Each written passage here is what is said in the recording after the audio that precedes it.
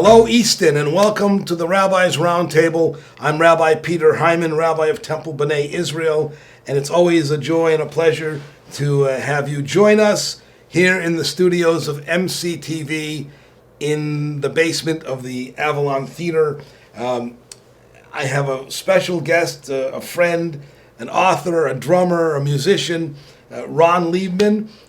Welcome to the Rabbi's Roundtable, who's not a stranger. And we're going to talk about Ron's new book. It's called Big Law. It's the fifth book you've written. That's right. 4 fiction, 1 nonfiction. That's right. The last one, I don't know if anybody read, if anybody listening, but Jersey Law was great fun and engaging. And I haven't read Big Law yet, but it's on my list, and I'm sure it's equally good. Thank you for being here. Let me just tell the folk about you. Ron is a retired lawyer. He was a partner in one of the more prestigious law firms in Washington, D.C., Patton Boggs, which is one of the foremost law firms in the country. As I said, he's an author of 5 books. Graduated law school. He law clerked for a federal judge. He's a great drummer, and as I said, he's my friend. Anything else we should ask or tell? I like you emphasizing the drummer part. Yeah, me too. That makes me happy. I agree with that. Tell us about Big Law. What motivated it? Tell us about your writing. Let's talk about because what you don't know is I had the privilege of hearing Ron talk about this the other night, and it is intriguing and captivating and really interesting, and we'll read it in the next week or so. So talk to us about it. Well, Big Law is a novel. It's a story, a fictional story about a young partner in a very large law firm. His name is Carney Blake, and he is someone who grew up under poor circumstances in New York, not to the manner born. But as he tells it in the story, because Carney is the narrator, he said the priest saw something in him, and he wound up being well educated on scholarship, went to law school, and spent his 8 years as an associate in this law firm. For those who are not that familiar with big law and big law firms, typically it takes 8 long, hard years of day in and day out working in order to qualify for partnership. And the vast majority of the incoming class isn't around when it comes time for partnership consideration. And big law firms hire the best and the brightest. They go and recruit from the best law schools, Harvard, Yale, Stanford. And as Carney tells the reader, he went to Fordham Law School and wound up in this firm and spent his 8 years, made partner. But as he puts it, I'm in the club, but I'm still kind of a visitor. I understand. So the book is about this very big case that the managing partner of this fictional law firm assigns to this young partner. And that's noteworthy because really big cases get assigned to substantial senior partners. Sure. He gets assigned this case on his own, and he starts to run with it, and of course the case is a ticking time bomb. The managing partner of the law firm is a really evil guy. Okay. And that's how the story gets set in motion. Any of this even slightly autobiographical? Well, I guess to some degree it must be, given but not detailed necessarily, but from a career of experiences. Well, I'm not Carney Blake, and Right. to that extent, no. It's been called a little bit of a roman à clef, but it's not an autobiographical book. It's fiction. Yeah. But I've been in large law firms. I've come across all kinds of interesting people, clients, associates, colleagues, adversaries, judges. And what I did, what something a lot of fiction writers do, I took a little piece from here, a little piece from there, and so the characters are really people inspired by lots of different real life people, no one person. When did you start writing? I started writing when I was just at the end of my term in the federal prosecutor's office in Baltimore, Okay. where I lived. I had my first novel published just shortly after I left. And people should know that you were part of the team that prosecuted Spiro Agnew. Spiro Agnew, right? Yep, that's right. Very, very interesting. Living in interesting times. It was an incredible experience for a young lawyer to be in a federal prosecutor's office, particularly a good one, and the one in Maryland has always been a very good one. So my colleagues and I, were involved in the investigation and prosecution of Spiro Agnew, as you said, Maryland Governor Marvin Mandel, a couple of other Maryland public officials. It was a very interesting and noteworthy time for all of us. How old were you? Well, when the Agnew case ended, I was 29. Wow. And I had a 2-year commitment to the U.S. Attorney's Office. I stayed 6. Wow.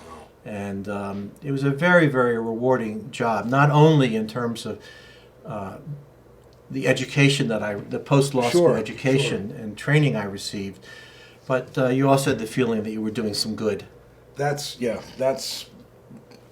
part of the whole notion that there is some good being done in all of this that protects all of us. I find that interesting and influential, actually. Yeah, and inspirational. We all felt very good about it, and also it gave me material for fiction, right? Well, that's what I meant when I said autobiographical. Is it based on experiences? Obviously, you and Carney are not the same person, but the background out of which this and Jersey Law came, and which as I said to you, I thought it was a great book. It has to be based on reality because it reads so powerfully. Well, thank you very much. Yes. Well, in addition to entertaining, and I hope I've succeeded in that, there are themes that run through the book about what it's like to be in a large organization, about the choices that people have to make in life, both professionally and personally. My characters have interesting and to some degree complicated personal lives, and I tried very hard to weave all that into the main plot line, and hope I did. Well, is there something you want to read share with us from the book? We haven't talked about that, but is there a section that you think? I won't read it, but what I'll do is, because it may take too long, is I'll set the book up. Okay. We're talking about Ron Liebman's book, Big Law. Big Law starts in a bar in Lower Manhattan on a weekday at 11 a.m. 2 guys are sitting at the bar drinking. One of them is Carney Blake, our narrator, and the other one is his brother. And Carney's brother was a Marine who saw a lot of action in the Middle East and is suffering from that. And Carney, speaking to the reader, says in so many words, "Here I am, a lawyer. I'm sitting in a bar drinking in Manhattan in the morning. You must be thinking, what kind of a lawyer is this? He's sitting here drinking while his client is off somewhere waiting for the jury to come in, biting his nails. What kind of a bad guy am I?" And then he says to the reader, what I want you to know is I'm the client. I was the one indicted. I'm the one waiting for the jury to come in. His cell phone rings. He picks it up. He looks at it. It's a text. And he says to his brother, the jury's in. So they settle up the bill and they leave. And then the book starts 2 years before that and tells the story of what happened to bring Carney Blake to that bar. Very cool. Very cool. It's available now? Available now, Amazon, Barnes & Noble. It's available on audiobooks. It's available just about everywhere. Very cool. Well, just one more time, my friend Ron Liebman, drummer and author and drummer. The title of the book is Big Law. Great cover, very eye-catching. You can't miss it. As always, it's a pleasure to have you at the Rabbi's Roundtable. Look forward to reading it, bringing you back, and We will be back shortly, Easton. Programming on Channel 15 is brought to you in part by the Avalon Foundation and Avalon Theater, a leading catalyst for the arts, education, and culture for Talbot County and the Mid-Shore. The Avalon Foundation. Leadership, a beautiful venue, and a variety of programming provide a special quality of life on the Mid-Shore. And we are back, and welcome Easton to the Rabbi's Roundtable. I'm Rabbi Peter Hyman, Rabbi at Temple B'nai Israel, and we are in the studios of MCTV underneath the stage of the Avalon Theater. And now I'm sitting with a dear friend, and always glad to have Julie Lowe with us. As many of you know, Julie is the executive director of the Talbot Interfaith Shelter, and not a stranger to the Rabbi's Roundtable at all. So, thanks, Rabbi Peter. It's great to be back. It's wonderful. And why don't you do the honors of introducing Robert? I would be happy to. This is Robert Messick. He has decided he's going to do a through hike of the Appalachian Trail, and he's going to do it as a fundraiser for Talbot Interfaith Shelter, and we are really excited about that. This is very cool. Robert, give us a little background about yourself, and then we'll talk about the fundraiser, and we'll talk about TIS and what's going on, what people need to know about, and all that sort of stuff. Sure. So, and thank you for being Thank here. you for the opportunity to be here and to let everybody know about the fundraiser. As a little background, I'm born and raised here in Easton. Cool. In fact, my father was an usher at this Avalon Theater when he was a kid. Really? Oh, how cool is that? That's nice. So, growing up here, I spent a lot of time outdoors and water, and horseback riding, and some camping with a little cotton canvas pup tent. So things have changed. I've got a much better gear set nowadays. Well, yes. And heading off on a hike of the Appalachian Trail, starting in Georgia and heading north to Maine. Wow. How many miles? 2,190 miles. Wow. Very just cool. an interesting fact, it's said that the changes in elevation going up and down the mountains is equal to climbing Mount Everest in the Himalayas 16 times. Really? I didn't know that. We were talking off camera, and I said, as a Boy Scout, we did a chunk of it, but we certainly didn't go from Georgia to Maine. And we did, I don't know, 50-miler or something. Years ago, I don't remember. But and why did you choose this? Just because it's close and available, or? Well, that is one of the reasons. Because I also have an interest in hiking the Pacific Crest Trail on the West Coast. Because I have my children living in Oregon. Okay. But that's down the road. Yep. So I wanted to do a long hike here on the East Coast, and thought it would be appropriate to coordinate it as a fundraiser with Talbot Interfaith Shelter. That's wonderful. So let's talk a little bit about the fundraiser. What's the goal? What are our expectations? So Robert has set his own goal to be $35,000. Okay. Which we're very happy about. Okay. We are actually already well on our way with Good. over 200,000. Please. $2,000. Okay. So a start. far, That's and wonderful. so we're moving along sprightly. And Jamie Dingler, our board communications person, has set up several pages, and we can, give you links to that. Please do. Just go to our www.talbotinterfaithshelter.org, and you can get to the fundraiser. Very good. Robert has a Facebook page and a Twitter account and an Instagram account, and he's going to be all over the place. He has a GPS watch that can, we can track him as he goes. Sure. So with all the technological advances now, we can kind of keep track of where he is on the trail and maybe meet up with him someplace. That's very exciting, actually. Yeah. That's very cool. How long do you think it's going to take, Robert? I would imagine it'll probably be between 5 to 6 months. Wow.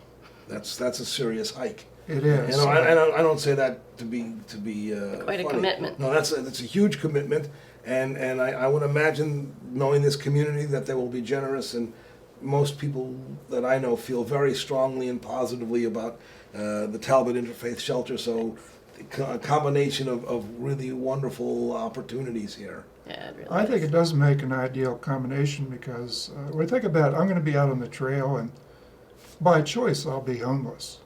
But for most of the people that are served by Talbot Interfaith shelter's mission, they really don't have a choice. That's It's correct.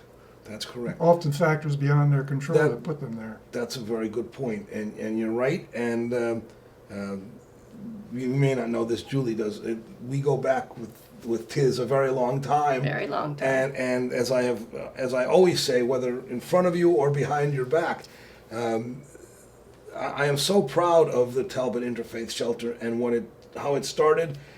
Actually miss the old days when we turned the basement of the synagogue into 6 rooms. That's right. Which was for the entire month of December. For the entire month of December. Yeah. The old days. It was great having your support, Peter. But I take great pride in that every once in a while I will run into somebody who stayed with us during those times, and they are up and operating and have been reintegrated into society, and the sense of both pride and joy at having been able to play just a little role in their amelioration. Just Well, and those folks are very grateful. well, and we all are to you and to Tiz, and I'm not being gratuitous. I think I'm very proud of that.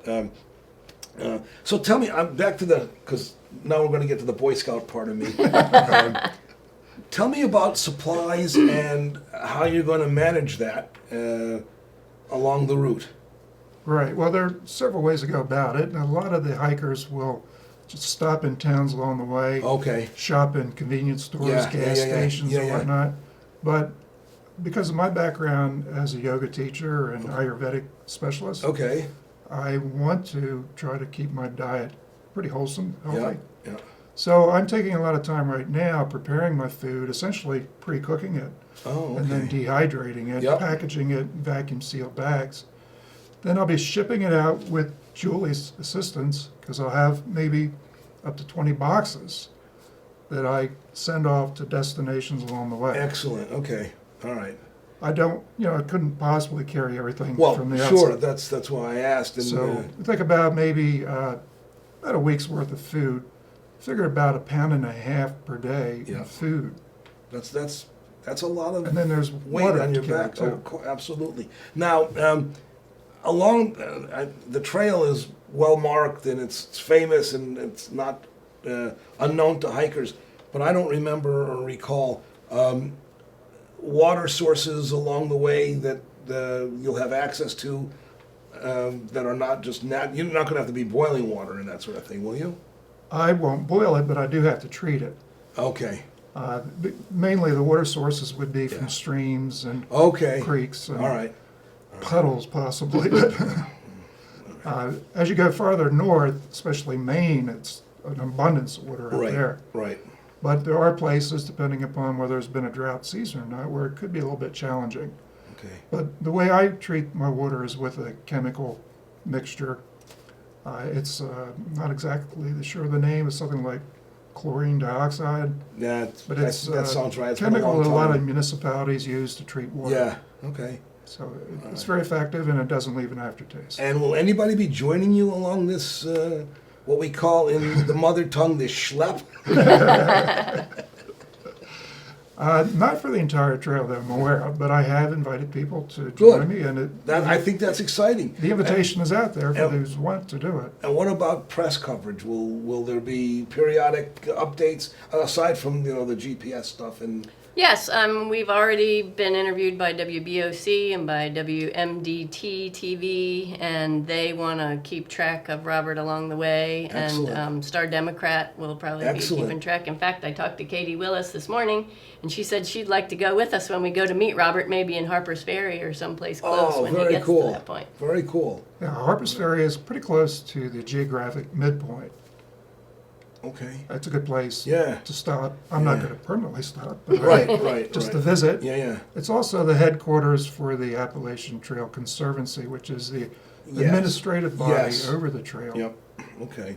And so was there a lot of paperwork and that sort of thing for you to do in order to do this? You mean like a registration? Yeah, and all that. No, there's a volunteer registration process because the hiking of the Appalachian Trail, a through hike, has become more popular over the years, somewhat attributable to the movies. The administrative body has found they would like for people to voluntarily register, so they have an idea how many people to expect throughout the months. Yep. The big rush is early on, like the end of March, very first week Sure. of April. Yeah. So I'm going to be a little bit behind that bubble, so to speak, Okay. starting April 15th. That's a date to allow me to get all my tax work done for my clients. Yeah, sure, yeah. Then I can get on my way. Cool. And you will encounter people along the way, both going in the direction that you're going, and people either doing the whole thing or segments. Yes, so I'll be going what they call NOBO, meaning northbound. Yeah. Then there's SOBO, Right. for those who start in Maine at Katahdin, Yeah. but they wouldn't start until sometime in June, July. pretty likely. Yeah. Because it's so sloppy in Maine from all the snow. Absolutely. You have to let that dry out some. Well, this is very exciting. I mean, it certainly, as I said to you, it resonates with the Boy Scout within me and all that sort of stuff. So, not to change the subject, just to take a little bit of a right-hand turn. What's going on at the shelter? What do we need to know about? And Well, we are very happy to be solidly in Easton's Promise. Yes. We purchased the building last November, Yes. and we're really happy to be there. It is the perfect place for us to do what we do, as we knew it would be. as we knew we would be. We had two families who were with us for a little while and who were able to move out into their own places just before Christmas, so Good. we had a big celebration on that. And we have folks in there right now who are working towards the same goal. Yep. So How many people? at this what point in housing? time, we have 4 adults and 1 child. We are interviewing a family tomorrow, I believe, and so we've got some space Good. if anybody is in need. Good. We are selective. We promise to Yes. keep the community safe and the children and the families safe in Yeah. the house, the volunteers safe. So there is a process, but we are very happy to have helped, over 100 individuals and about 30 families since we've been open at Easton's Promise. And how many total? I mean, I've lost track. Like I said, I used to know everybody, and I don't Total know. since we Since opened our doors yeah, in the churches yeah, and synagogues? Yeah. That figure I don't know. I'll have to look that one up. It's interesting because I imagine it's considerable. I would say in the thousands. Well, this is very interesting, wonderful. Always a pleasure to have you. It's great to be here. Robert, we wish you great luck, Thank you. Godspeed, as they say, or Godspeed at your own pace, whichever you want to do. But we look forward to hearing about your progress, and Yes. when you're done and rested, you'll come back, you'll tell us about the experience. I And certainly will. we're excited for you. Let's just tell the people one more time how to get in contact if they want to support the fundraiser for the Talbot Interfaith Shelter. Okay, we are at www.talbotinterfaithshelter.org, and you can look for the Long Walk Home page for Robert's fundraiser. And we also have a Facebook page, and if you'd like to speak to me directly about any other things you'd like to do, or if you're in need of shelter, you can call me at 410-310-2316.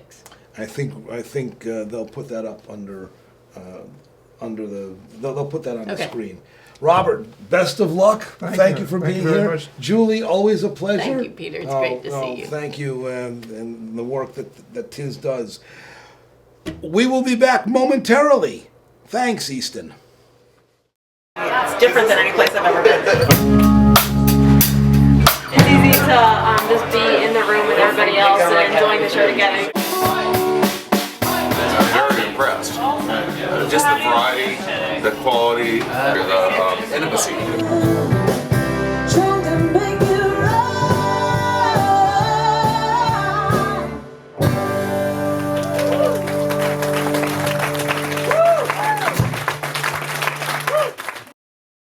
And we are back. And before we conclude this latest episode of the Rabbi's Roundtable, just want to make the community aware of a very interesting and engaging film that the Temple is sponsoring. The name of the film is called Disturbing the Peace. It's a film by filmmakers Steve Apkon and Andrew Young. It is a film that documents a very interesting story. Takes place. It's not fictional. It's a documentary about a peace movement that has started in the Middle East between Israelis and Palestinians, former combatants who have started a program to bring peace to the area in spite of the fact that the governments are reticent and slow to move. The film is balanced, it is not propagandistic, and it's really engaging and interesting. The film is going to be shown at the Art Academy on February the 26th. That's a Sunday at 3 p.m. February 26th, 3 p.m. at the Art Academy. If you're interested, please call the Temple office, and I would urge you to come and look at this film, because I wouldn't be supporting it, or we wouldn't be showing it if I didn't think it had value on a lot of levels. And I like especially the fact that there's a level of fairness in this film that lots of people need to see and experience. Again, the film's title is Disturbing the Peace. It will be shown at the Art Academy Sunday, February 26th at 3 p.m. Seating is limited at the Art Academy, so if you are interested, call Nancy at the Temple office, 410-822-0553. We'll put that on the screen so you can get that, and make a reservation. Other than that, it's always a pleasure to be on your television screens. I'm appreciative to the good folk at the Avalon Theater and the people at MCTV. We will see you next time, Easton, on the Rabbi's Roundtable.